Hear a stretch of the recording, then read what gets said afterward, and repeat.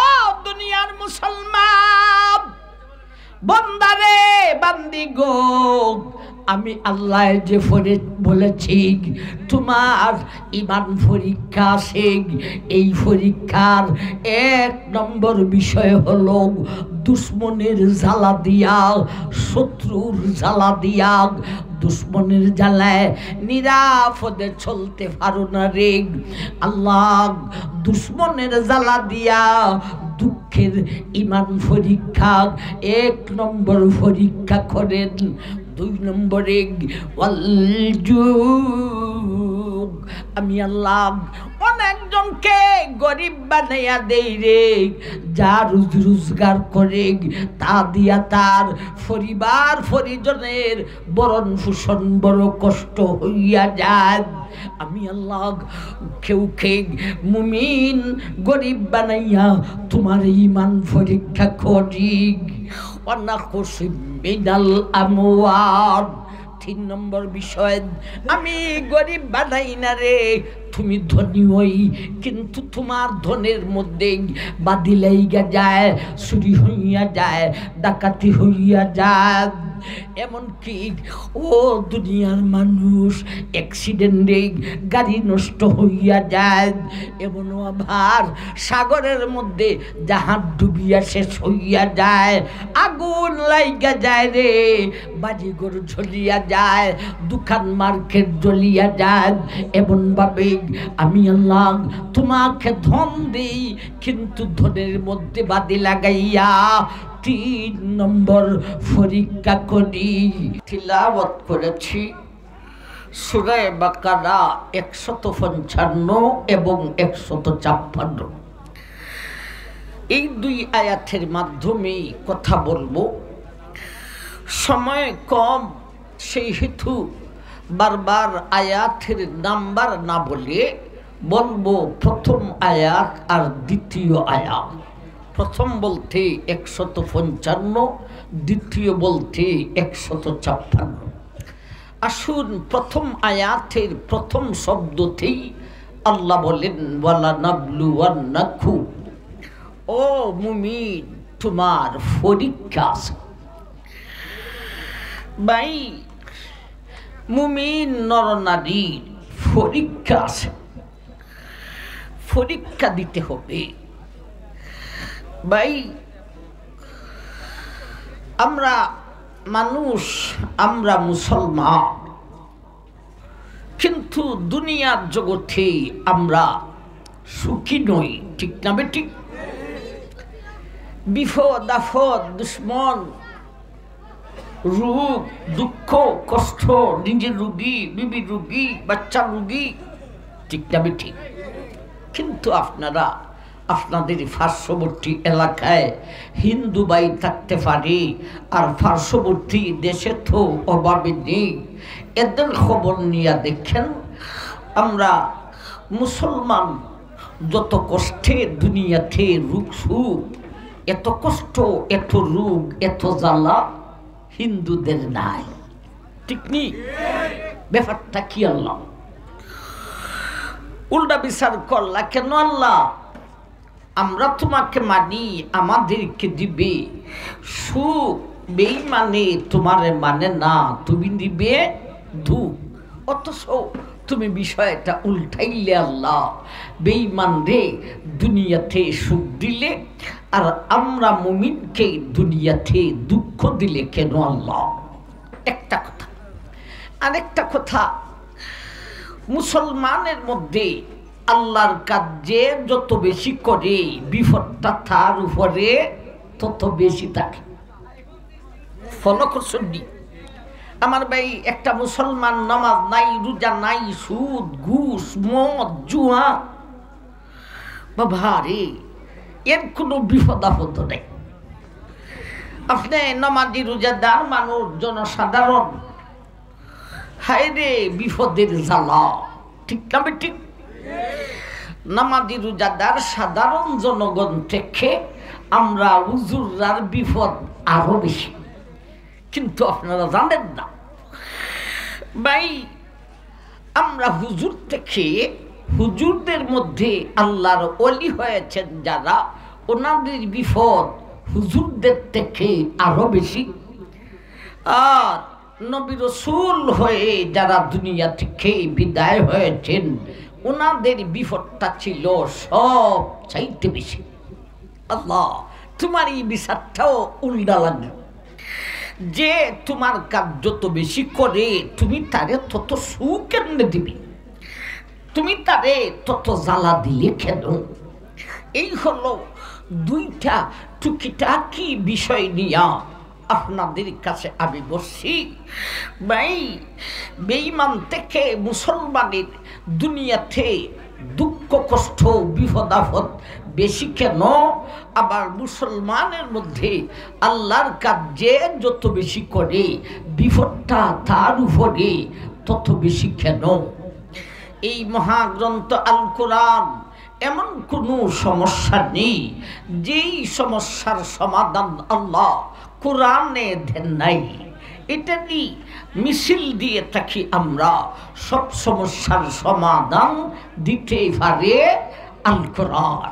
এখন যে দুইটা টুকিটাকি বিষয় নিয়ে বসলাম, এরও সমাধান আল্লাহ কোরআনে দিয়েছেন।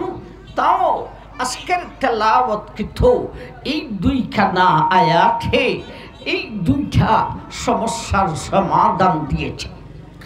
প্রথম আয়াতের প্রথম শব্দটি আল্লাহ বলেন ওয়ালা নাবলুওয়ান্নাকুম, ও মুমিন তোমার পরীক্ষা আছে।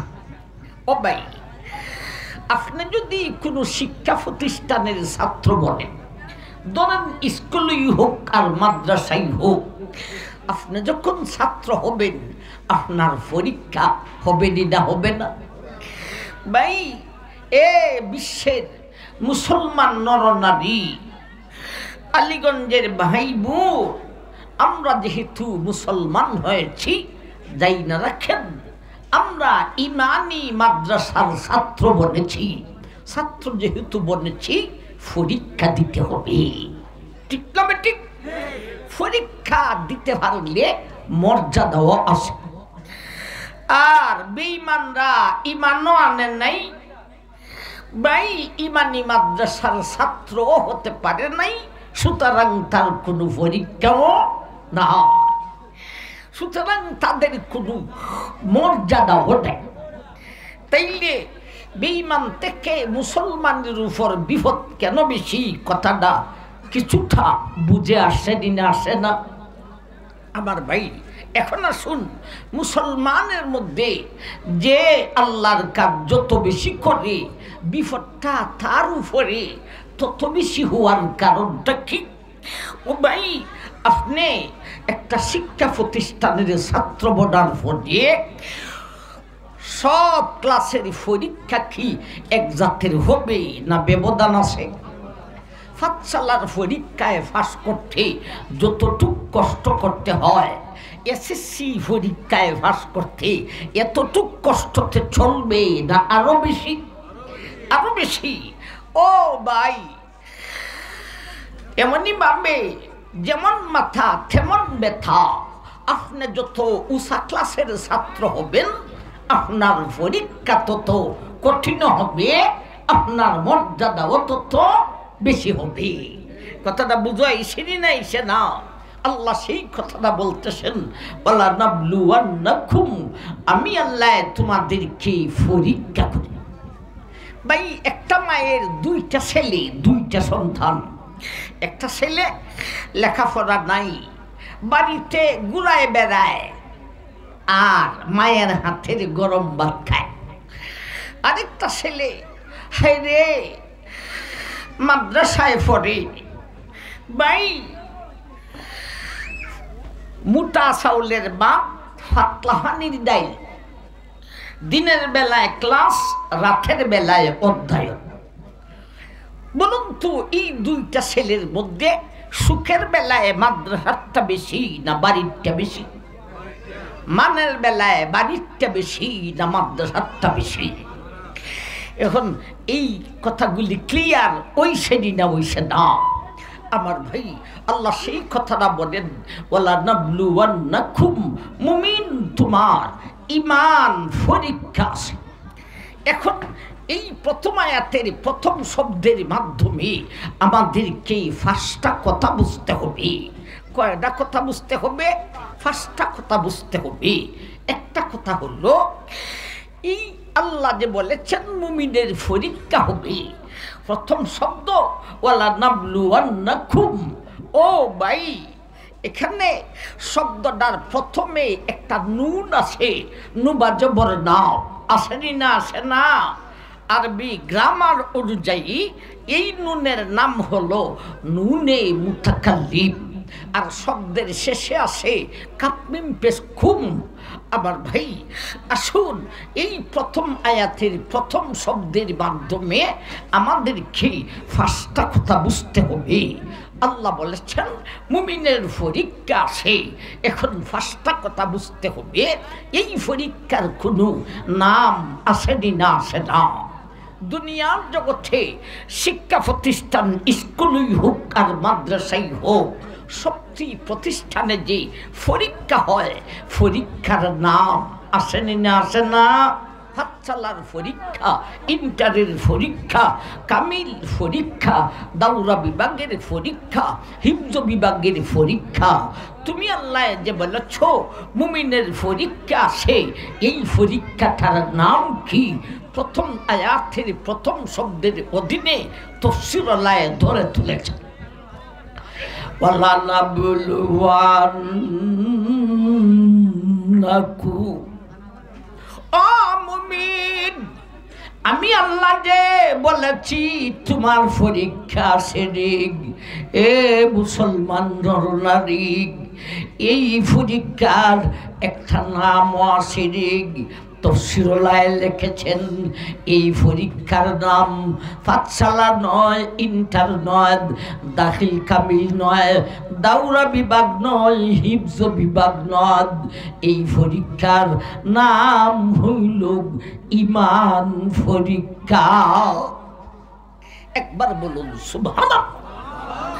এই পরীক্ষাটার নাম কি? ঈমান পরীক্ষা। পাঁচটা কথা বুঝতাম। এখন বুঝি পরীক্ষা দিত কে? ঈমান পরীক্ষা দিবে কে? ঈমান পরীক্ষা নিবে কে? ঈমান পরীক্ষার পরীক্ষার্থী কারা? ঈমান পরীক্ষার পরীক্ষক কে? আমার ভাই, দুনিয়ার জগতে পরীক্ষা দিতে হলে এইগুলি লাগেনি না? লাগে না?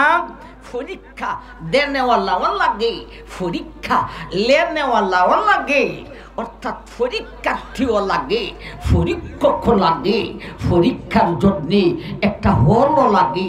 আপনারা কি বলেন, লাগেনি না? লাগে না? মাড বৈশা পরীক্ষা হয় না? পরীক্ষার জন্যে হল লাগে, হল লাগে।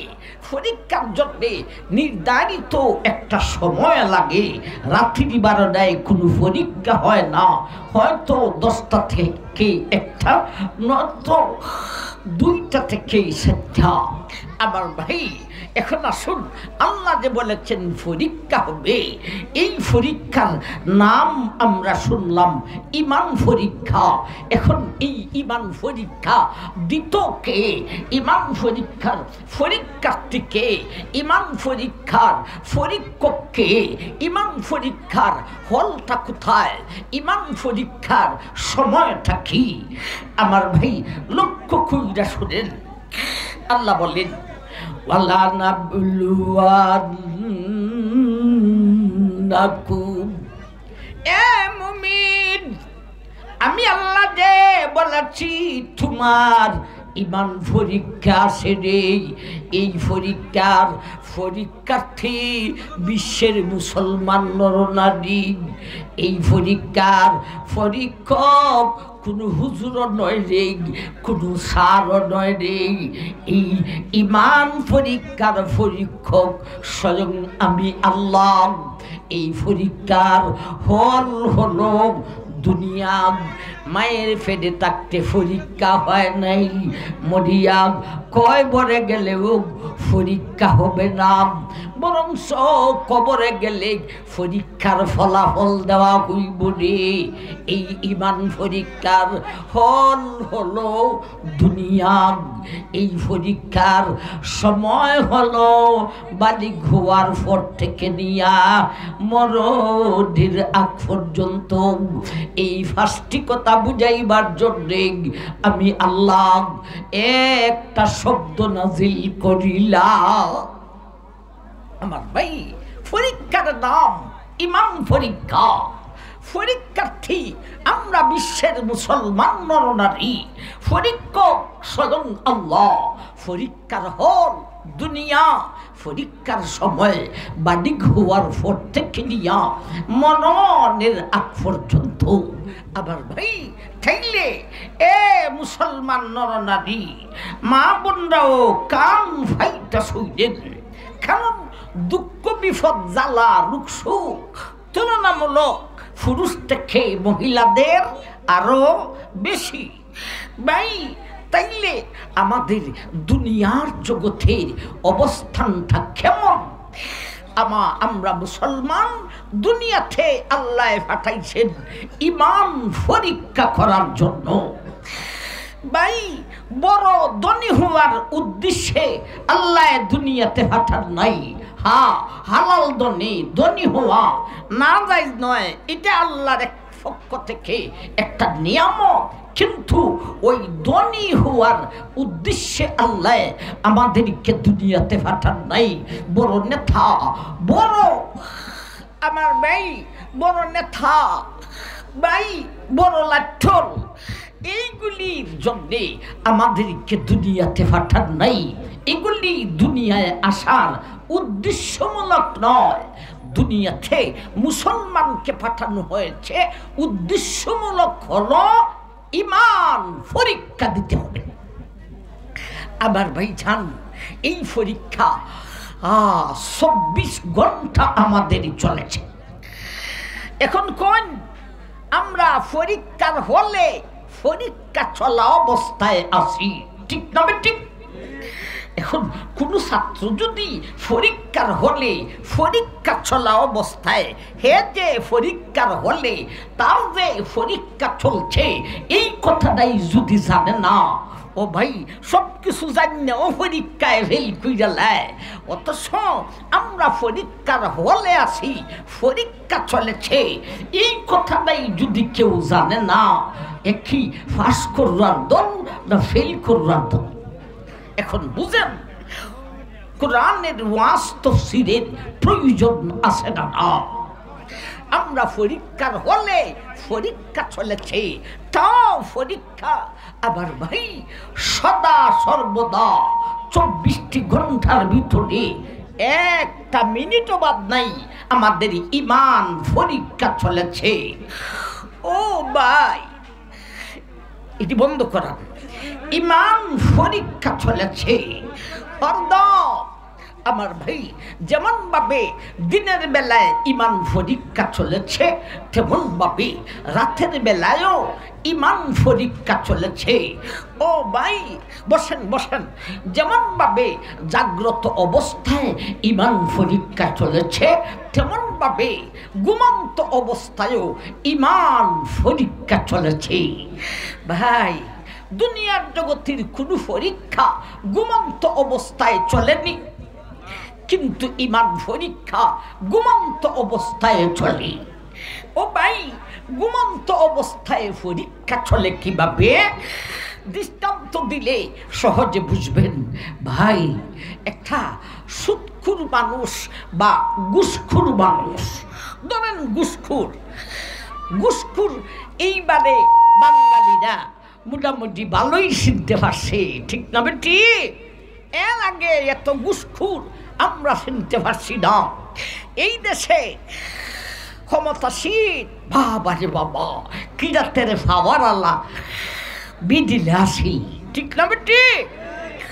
আমার ভাই নমরুদরে শেষ করছেন ল্যাংরা মশা দিয়া, আর ফেরাউন্নারে শেষ করছেন নীল দরিয়া ডুবাইয়া, আর শেখ হাসিনারে ক্ষমতাচ্যুত করেছেন শেখ হাসিনার দুইটা টুটার জিব্বা দিয়া দুইটা কথার মাধ্যমে, ঠিক না ঠিক?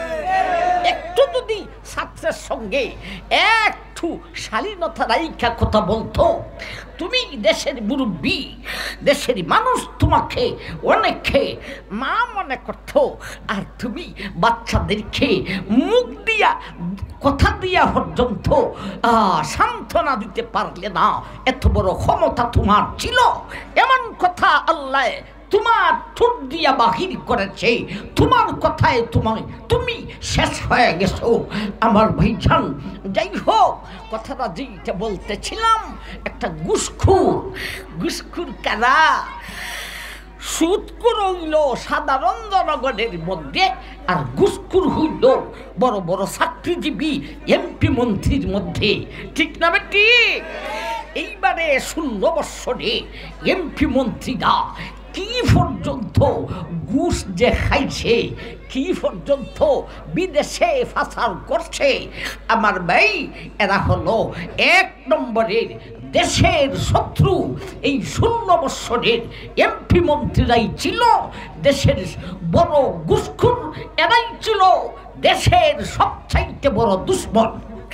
আমার নেই, আসুন একটা ঘুষখোরে বড় ধরনের কোর্ট বা আদালতের বড় পর্যায়ের একজন ব্যক্তি ঘুষখোর আমার মাই ঘুমের বিছনায় যাইয়া পড়ছে, রাতের বেলা ঘুমাইবি ভাই, ফিটটা বিছনার মধ্যে রাখার সাথে সাথে ঘুমে দুইলায় না একটু সময় লাগে?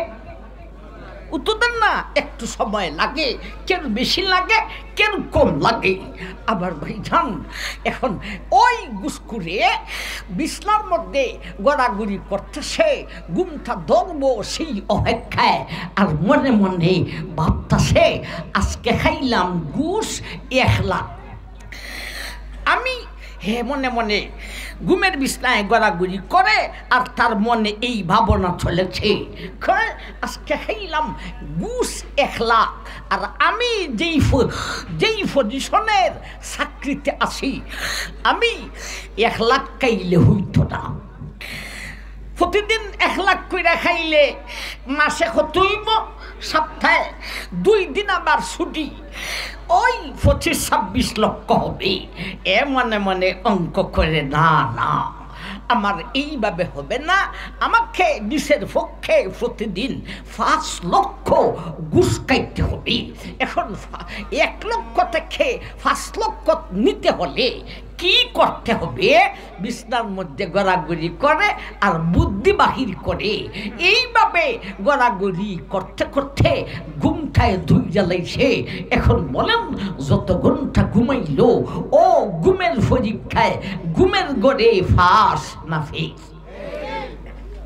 আরেকটা মানুষ আমার ভাই, আল্লাহওয়ালা মানুষ, দিনের বেলায় হালাল রুজি রোজগার করে আসে, দেখ বউ বাচ্চা নিয়া আমার ভাই এশার নামাজ হইয়া খাবার দাবার খাইয়া, হালাল খাবার খাইয়া ঘুমের বিছনায় গেছে রে আমার ভাই, বিছনাতে গড়াগড়ি করতেছে, আর তার মনের ভাবনা ঘুমে ধরার আগ পর্যন্ত ভাবতেছে, আল্লাহ দিনের বেলায় হালাল রুজি রোজগার করলাম, মাগরিবের নামাজ বাড়িতে আইসা, গ্রামে আইসা মসজিদে ঢুকা জমাতের সাথে আদায় করলাম, বাড়ির কাজ কাম কিছু গুছাইলাম, এশার নামাজ বা কায়দা জমাতের সাথে আদায় করলাম, আল্লাহ বউ বাচ্চা নিয়া হালাল খাবার খাইলাম, এখন আমি ঘুমের ঘরে আসছি রে মাবুদ, ঘুমটায় ধইরা লাইলে আর কোনো খবর থাকবে না, ঘুমের মানুষ আর মরা মানুষ সমান। আল্লাহ আমার ঘুমটায় দইরা গেলে ফজর যখন মুয়াজ্জিনে আসসালাতু খায়রুম মিনান নাওম কইয়া ডাকটা দিব, ও আমার আল্লাহ আমার ঘুমটা ভাঙ্গাইয়া দিও, আমি ফজরের নামাজে যাইতাম। এখন বলেন, এই লোকটায় এই বাবা না বাঁধতে বাঁধতে ঘুমাইছে, যত ঘন্টা ঘুমাইল ঘুমের ঘরের পরীক্ষায় ফেল না পাস। এখন সহজ হইছে না হইছে না আমার ভাই জান? তাইলে আমাদের দুনিয়ার জিন্দেগানিটা কি? আজকের রাতিটা সবে বরাত। আমাদের দেশের মধ্যে এমন কিছু বাতিল বাইরেছে আমার ভাই, এরা নাম দিছে আহলে হাদিস, হাদিসওয়ালা মানুষ, অথচ এটা মিথ্যা। এরার নাম হলো রাফিজি, লামুজাবি, খানিজি। আমার ভাই মুহাম্মদি আর একটা নাম আছে এরার। আমার ভাই জান, যাই হোক, এই আহলে হাদিসরা সবে বরাত মানে না। সবে বরাত কোরআনে হাদিসে নাই। সবাই নাউজুবিল্লাহ কইতেন না? এই আহলে হাদিস থেকে সাবধান, সতর্ক থাকতে হবে। আবার ভাই জান, সারা জীবন যতদিন ধরে ওয়াজ করি সবে বরাতের ওয়াজ করেই আসতেছি। আয়াত আছে, নবীজির অনেক হাদিসও আছে, তার মধ্যে দুর্বল হাদিসও আছে, আবার শক্তিশালী হাদিসও আছে। আবার ভাই এই ষড়যন্ত্রতে আপনারা পড়বেন না। কেন কথাটা বললাম? আজকের এই রাতিটা অনেক মুবারক রাতি। এই রাতে আল্লাহর গুসা থাকে না। আল্লাহর গুসা, আল্লাহর রাগ আল্লাহ নিজ ক্ষমতায় উঠাইয়া নেন এবং সৃষ্টি জগতের উপরে আল্লাহর শুধু রহমতটাকে ডালিয়া আমরা বুঝতাম আমাদের দুনিয়ার জিন্দেগানিটা কি। দুনিয়ার জিন্দেগানিটা কি? ইমান পরীক্ষা দেওয়ার জন্য। ঠিক না? এক শাইরে বলেছিলেন, জাগা জি লাগানে কি দুনিয়া নিহি, এই বুরত কি যা হ্যায় तमाशा नहीं। मौत को समझा है गाफिल इख्तिताम जिंदगी, दर हकीकत मौत है सुबह हयात जिंदगी। जिंदगी मकसूद बखरे बंदगी, जिंदगी बेग बंदगी शर्मिंदगी।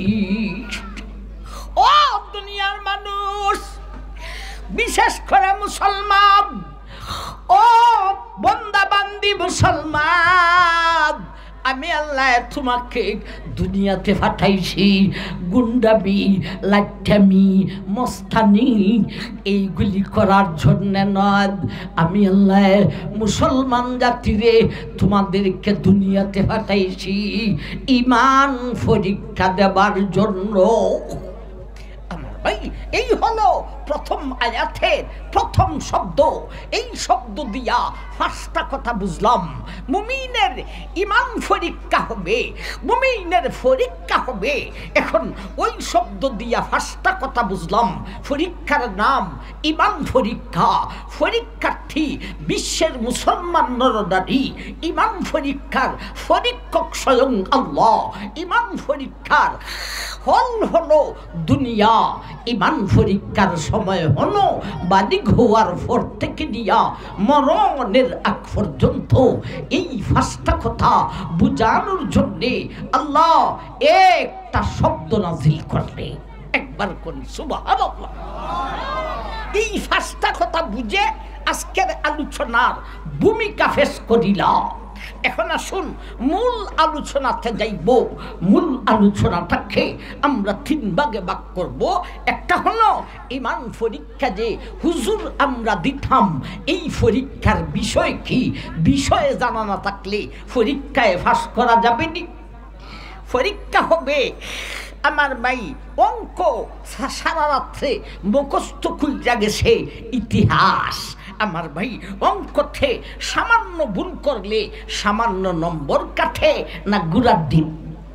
তাইলে ঈমান পরীক্ষার বিষয় কি আগে জানতে হবে। এক, দুই নম্বরে ঈমান পরীক্ষার উদ্দেশ্যটা কি, কেন আল্লাহ পরীক্ষা নিবেন আর আমরা কেন পরীক্ষা দিব, উদ্দেশ্যটা কি। 3 নম্বরে এই ঈমান পরীক্ষায় পাস করে কিভাবে, ফেল করে কিভাবে, পাসে লাভটা কি, ফেইলে ক্ষতিটা কি, 3 ভাগে ভাগ করলাম। আমার ভাই সবটা ভাগের আলোচনা মনে হয় সম্ভব হবে না, যতটুকু পারি আমরা যাই এই 3টে ভাগের কথাগুলি বাকি আয়াতের শব্দের মাধ্যমে আমরা বুঝবো, বুঝাইব। আসুন আগে শুনি ঈমান পরীক্ষার বিষয়টা কি। প্রথম শব্দ ওয়ালা নাবলুওয়ান্নাকুম, এর অর্থ কি? আল্লাহ ঈমান পরীক্ষার বিষয়ের আলোচনা শুরু করেছেন। বিশাইইম মিনাল খাউফি ওয়াল জুই ওয়া নাকসিম মিনাল আমওয়ালি ওয়াল আনফুস ওয়াল আনফুসি ওয়াস সামারাত। এই পর্যন্ত হলো ঈমান পরীক্ষার বিষয়। বিশাইইন থেকে সামারাত পর্যন্ত। এখনো প্রথম আয়াত শেষ হইছে না। ওয়াবাশশিরিস সাবিরিন, 2টা শব্দ রয়েছে, আর দ্বিতীয় আয়াত তো রিজাবি আছে। আসুন আমরা আগে বিশাইইন থেকে সামারাত পর্যন্ত এর ভিতরে ঈমান পরীক্ষার বিষয় কি আমরা বুঝি। আল্লাহ বলেন বিশাইইম মিনাল খাউফ।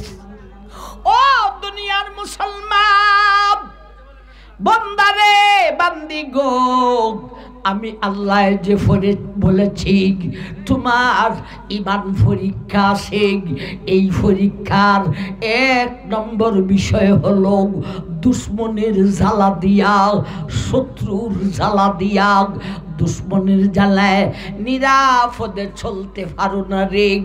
আল্লাহ দুশ্মনের জ্বালা দিয়া দুঃখের ঈমান পরীক্ষা 1 নম্বর পরীক্ষা করেন। 2 নম্বরে ওয়াল জুগ, আমি আল্লাহ অনেকজনকে গরিব বানাইয়া দেই রে, যা রোজগার করে তা দিয়া তার পরিবার পরিজনের বরণ পোষণ বড় কষ্ট হইয়া যায়। আমি আল্লাহ কেউ মুমিন গরিব বানাইয়া তোমার ঈমান পরীক্ষা করি। মিনাল আমওয়াল, 3 নম্বর বিষয়, আমি গরিব বানাই না রে, তুমি ধনী হই, কিন্তু তোমার ধনের মধ্যে বাদি লাইগা যায়, চুরি হইয়া যায়, ডাকাতি হইয়া যায়। এমনকি ও দুনিয়ার মানুষ অ্যাক্সিডেন্টে গাড়ি নষ্ট হইয়া যায়, এমনও আবার সাগরের মধ্যে জাহাজ ডুবিয়া শেষ হইয়া যায়, আগুন লাইগা যায় রে, বাড়িঘর জ্বলিয়া যায়, দোকান মার্কেট জ্বলিয়া যায়। এমনভাবে আমি আল্লাহ তোমাকে ধন দিই, কিন্তু ধনের মধ্যে বাদি লাগাইয়া 3 নম্বর পরীক্ষা করি। ওয়াল আনফুস, 4 নম্বর বিষয়, আমি আল্লাহ তোমাদেরকে রোগ সুখ দিয়া পরীক্ষা করি রে, নিজেও রুগী, বিবিও রুগী, বাচ্চাও রুগী, রোগ সুখ দিয়া 4 নম্বর পরীক্ষা করি। ওয়াস সামারাত, দুঃখের ঈমান পরীক্ষার 5 নম্বর বিষয় হলো রে, মাঠে ফসল বড় সুন্দর দে, কিন্তু অতিবৃষ্টি অনাবৃষ্টি বা তো ফুকায় খাইটা শেষ করিয়া লাগ। এমনভাবে মাঠের ফসলের মধ্যে আফত বিপদ দিয়া আমি আল্লাহ তোমাদের 5 নম্বরের পরীক্ষা করি। এই হলো ঈমান পরীক্ষার 5টা বিষয়। ঠিক তবে ঠিক আজকের ওয়াজে ফাঁসে লাগাল হয়েছে। প্রথম আয়াতের প্রথম শব্দের মাধ্যমে আমরা 5টা কথা শুনে আলোচনার ভূমিকা পেশ করেছিলাম। আবার ভাই এরপরে শুরু হইল ঈমান পরীক্ষার বিষয় হইলাম কয়টা? দুশ্মনের জ্বালা, গরিব বানাইয়া, গরিব না রে ধনী ওই দনে বিপদ দিয়া, রোগ সুখ দিয়া, মাঠের ফসলে আফত বিপদ দিয়া। এই হলো ঈমান পরীক্ষার বিষয় কি। এখন আসুন ঈমান পরীক্ষার উদ্দেশ্যটা কি, কেন আল্লাহ পরীক্ষা নিবেন আর আমরা কেন পরীক্ষা দিতাম, উদ্দেশ্যটা কি। আমার ভাইজান, দুনিয়াতে যে স্কুল কলেজ শিক্ষা প্রতিষ্ঠানে পরীক্ষা হয়, এই পরীক্ষার উদ্দেশ্য আসেনি না, আসে না? কি উদ্দেশ্য? লাভবান হওয়া। লাভটা কার কার? যে পরীক্ষা দিবে তারও লাভ, যে পরীক্ষা নিবে তারও লাভ। আবার ভাই, স্যারে যে পরীক্ষা নেয় লাভটা কি? সারা বছর পড়াইয়া স্যারে যদি ছাত্রের বাৎসরিক পরীক্ষাটা না নিল, ও ভাই স্যারের চাকরি ঠিকবনি, স্যারের বেতন মিলবনি? আরো জোরে হন। আর ছাত্রর পরীক্ষাতে ছাত্রের লাভটা কি? ও আলীগঞ্জের মানুষ, সারা বছর আপনার ভুলায় হইরা বাৎসরিক পরীক্ষাটাই যদি না দিল, আমার ভাই একই সারা জীবন এক ক্লাসে ওই ফইরা থাকতো, উফরে যাইতো না? আমার ভাই সারা জীবন কি আলীগঞ্জের ফুলাহান ওয়ানই থাকতো, টুর যাইতে হলে পরীক্ষা দিতে হবে। এই হলো দুনিয়ার জগতের শিক্ষা প্রতিষ্ঠানের পরীক্ষার্থীর লাভ। এখন আসুন, আল্লাহ যে আমাদের ঈমান পরীক্ষা করেন, আমরা হলাম ঈমান পরীক্ষার্থী, আল্লাহ হলেন ঈমান পরীক্ষক। এই পরীক্ষক আর পরীক্ষার্থী আমার ভাইজান, এখন পরীক্ষক আর পরীক্ষার্থীর আমার ভাইজান আল্লাহ ঈমান পরীক্ষা করেন, আমরা ঈমান পরীক্ষা দিতাম। এর উদ্দেশ্য আসেনি না, আসে না? এরও উদ্দেশ্য হলো লাভবান হওয়া। তবে লাভটা দুনো পক্ষে না এক পক্ষে? আমার ভাইজান, দুনিয়ার জগতে স্কুল মাদ্রাসার পরীক্ষার লাভটা দুনো পক্ষে। আমার ভাই, ঈমান পরীক্ষার পরীক্ষার্থী হলাম আমরা, পরীক্ষক হলেন স্বয়ং আল্লাহ। এই পরীক্ষার উদ্দেশ্য আসেনি না, আসে না? এই পরীক্ষার উদ্দেশ্যটা কি ভাই? বিষয়ের 2 নম্বর আলোচনাটা আবার প্রথম আয়াতের প্রথম শব্দ ওয়ালা নাবলুওয়ান্নাকুম, যেই শব্দ দিয়া ফার্স্টটা কথা বুঝেছিলাম, ওই শব্দ দিয়া আবার ঈমান পরীক্ষার লাভটা কি, উদ্দেশ্যটা কি, ওই শব্দ দিয়েই বুঝতে হবে। সেই শব্দের অধীনে তাফসীরুল্লাহ লিখেছেন আমার ভাই, ওয়ালা নাবলুওয়ান্নাকুম, মুমিন রে তোমার ঈমান পরীক্ষা আছে রে। এই পরীক্ষার উদ্দেশ্য হইল লাভবান হওয়া। তবে যাই না রাখো, দুনিয়ার জগতের পরীক্ষার উদ্দেশ্য হলো লাভবান হওয়া। তবে লাভটা দুনিয়ার জগতের পরীক্ষার লাভ হলো দুনো পক্ষেই। যে পরীক্ষা দিবে তারও লাভ, যে পরীক্ষা লইবে তারও লাভ।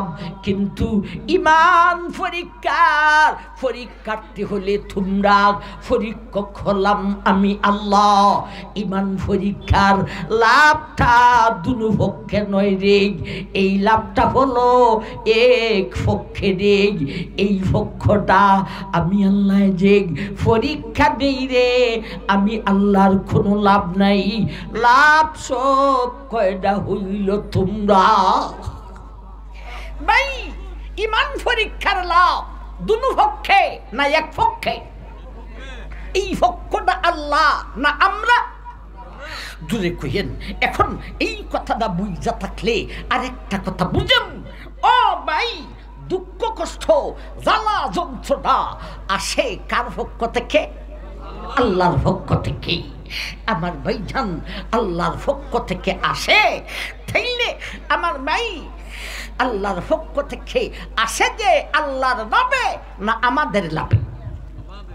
আরো জোরে হন, আমাদের লাভ। লাভটা কি একটু করে হইতাছি। একটা কথা বুঝলাম, একটা কথা বুঝাইতাম সহজ হইব।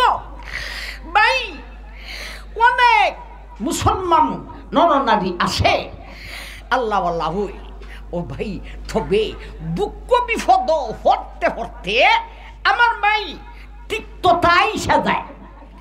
বিশেষ করে মহিলা জাতি কইব বাবা বিয়া দিসলাগর থেকে এই পর্যন্ত আর শান্তি ভাইলাম না, অথচ বিয়া দিছিল সময় আসিল সনের গন, আর এখন হইছে আমার ভাই ফাউন্ডেশন 3-4-5 তালা, এরপর বিটে কয়ে শান্তি দেওয়াইলাম না।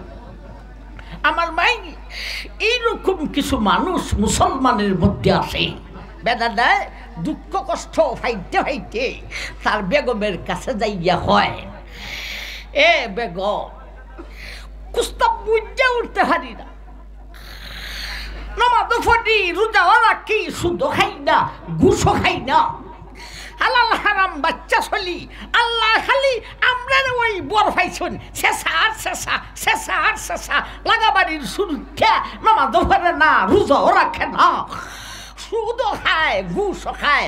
বাবারে এর জীবনে একদিন জরুরতে দেখলাম না।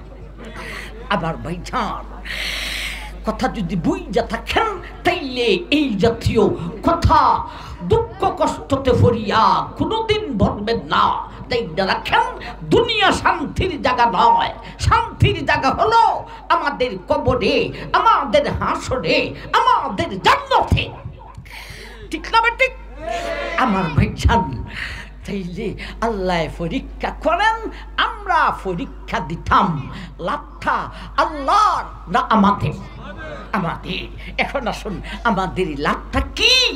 ও ভাই, দুঃখ কষ্ট জ্বালা রোগ সুখ বিপদ আপদ এই সমস্ত পরীক্ষায় আমাদের লাভটা কি হইব?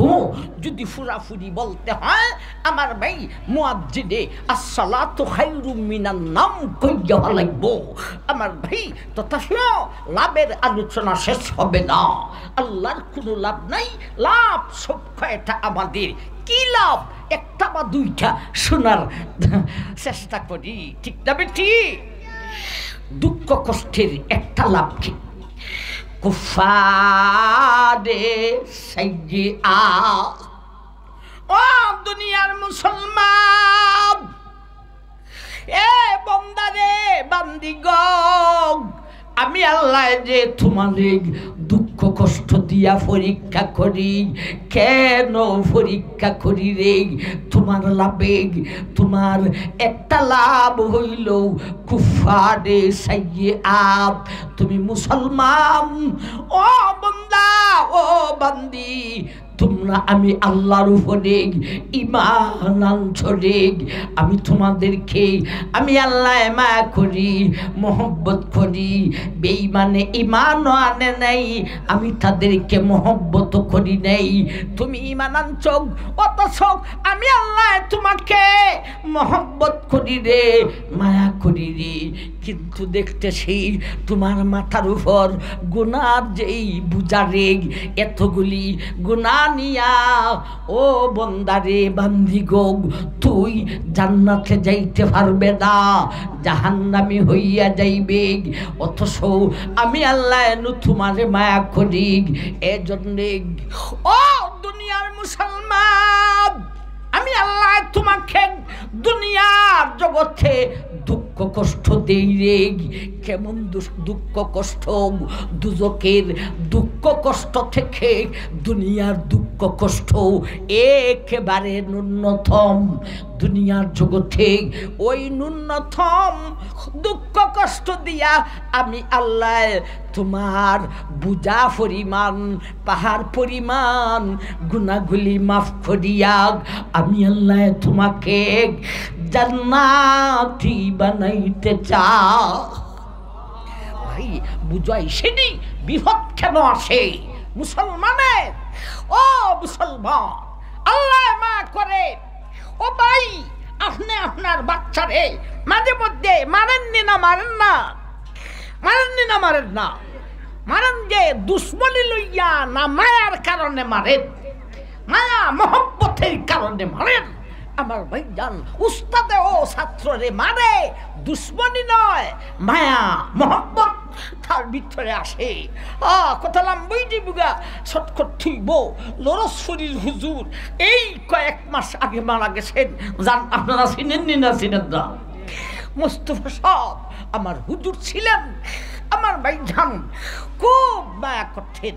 ছাত্ররা একসাথে অনেকজন ছাত্র জিজ্ঞাসা করতেন ওই মাথা থেকে, ধরেন আমি মাঝখানে বসা, ওই মাথা থেকে জিজ্ঞাসা করতেন এই এখন হইতে পারছে না, এর উপরে বাড়ি নাই দেয়া মারে আমার উপরে।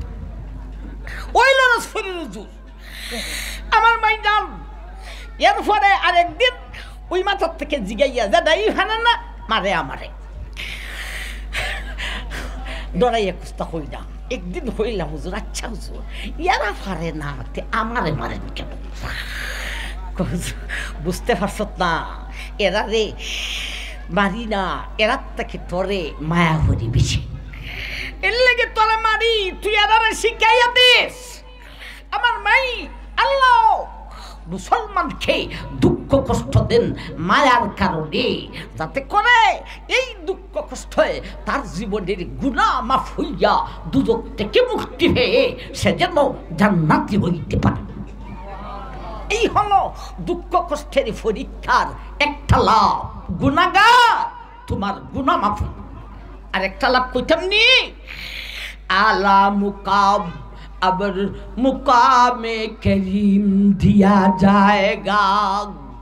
আর একটা লাভ হইল ও দুনিয়ার ইমানদার, আমি আল্লাহ তোমাদেরকে দুঃখ কষ্ট দিয়া পরীক্ষা করি। তোমার গুনাহ এত বেশি নাই রে, এরপরেও দুঃখ কষ্ট দিয়া পরীক্ষা করি তোমার মর্যাদা বাড়াইবার জন্য। আমার ভাই ফলাফল কি? গুনাহগার মুসলিমকে দুঃখ কষ্ট দিয়া পরীক্ষা করেন তার গুনাহ মাফ করার জন্য, আর নেককার মুসলিমকে দুঃখ কষ্ট দিয়া পরীক্ষা করেন তার মর্যাদা বাড়াইবার জন্য। কথাটা বুঝো আসতেছে না? আসতেছে না? আরো জোরে বলেন আসতেছে না? আসতেছে না? আমার ভাই জান, গুনাহগারকে দুঃখ কষ্ট দেন গুনাহ মাফ করার জন্যে, আর নেককারকে দুঃখ কষ্ট দেন মর্যাদা বাড়াইবার জন্যে।